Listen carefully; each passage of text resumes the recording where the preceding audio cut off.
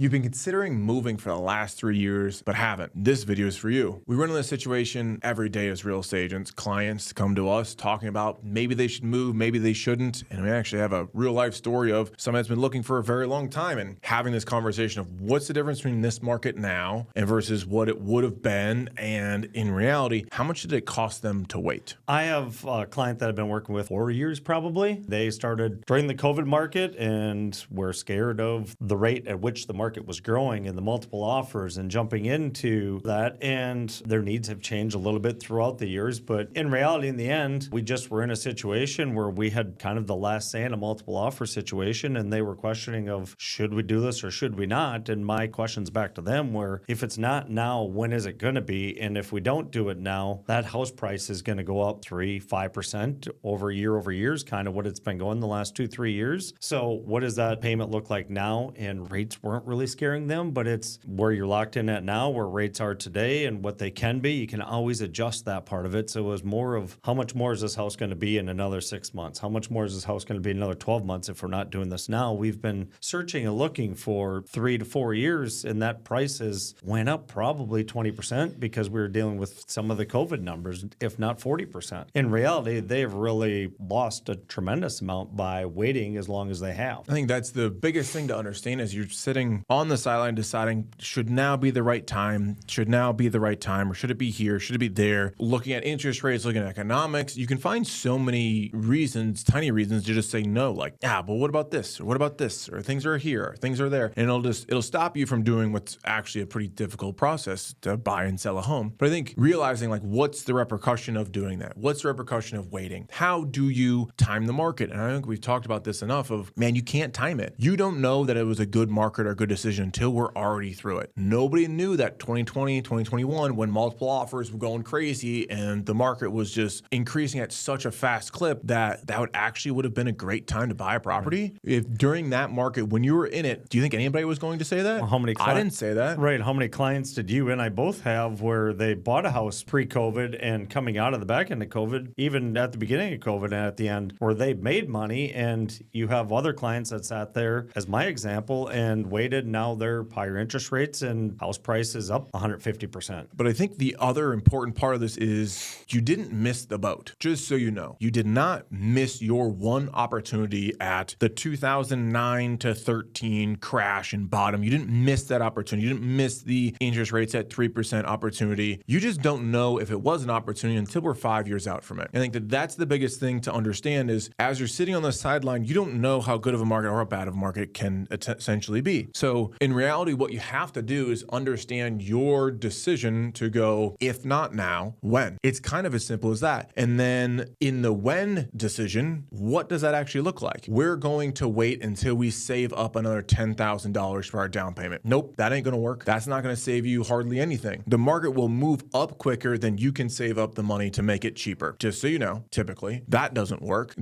I'm going to wait until interest rates are at 5%. Nope, that's probably not going to work either. 5% interest rates, the market or housing prices are going to skyrocket probably if we went down to that. Interest rates go down, housing prices go up because they're cheaper to buy. So that's not a good decision to wait on. I'm going to wait until my house is worth X amount of dollars. That I hear all the time. I heard it this past week. That doesn't really work because in reality, you're going, okay, my house is worth $350. I'm going to wait until it's worth $400. All right. So we have, what is that? 10%? I mean, that's like 8% rise or something like that. So you're going to have that, but you're going to purchase a house that's right now is 500. Okay. 8% of 500 is a lot more than 8% of 350. So in reality, every dollar that you got out of your house appreciating, you're going to lose and then some on the house purchase. So that doesn't work. And I think that those 3 or 4 kind of ideas that people have in their head as to why they shouldn't buy right now stops them. And we always go back to this, look at every video we've ever sent out that we've ever talked about. It comes down to your situation and if it makes sense for you, 100%. But some of the reasons that you say not to do it aren't actually good reasons. Here's the right reasons. Do you want to? Is the lifestyle that you obtain in the next property worth it as far as can you afford it? That's pretty much it. Because if you're doing this based off of, I'm going to wait until it's cheaper, I'm going to wait until this happens, I don't know if it makes sense because of this, because I think in the next 6 months this is going to happen. Promise you don't know, because I don't know either, actually. So whenever we take that approach, it doesn't work. But I think in all of this is this idea of, hey, so many people sit on the sideline and wait wait for this to happen or that to happen. What is a real estate agent doing? Is a real estate agent worried about this? Should I be as an agent? Like, would I buy a property in this market? Yes. And I did. And here's the thought process behind it. One, it went, I don't want to buy when interest rates are actually the highest. Why would I do that? That seems counterintuitive. That doesn't make sense at all. Well, because in theory, the prices will be the lowest. So I bought when rates were nearly at 7%. And that just went, okay, I know they're probably going to go down. Prices will most likely go up. But if I buy it when the interest rates are really high, prices are theoretically as low as they'll kind of be. Let me do that. That's what I did. Knowing that, hey, I can refinance that rate sometime down the future. But then also is this idea of what am I actually going to wait for? When? Is this going to happen next year or 2 years from now or 3 years from now? And I ended up being, I was like, well, I can afford it theoretically now. I know in a couple more years, I'd probably be able to afford more. And that's another catch I see people getting themselves into. Just take what you can get right now. Because if anything, you earn more in the future, perfect. Then you're way below your income threshold. Then you get a chance to do other things. Don't wait until you go,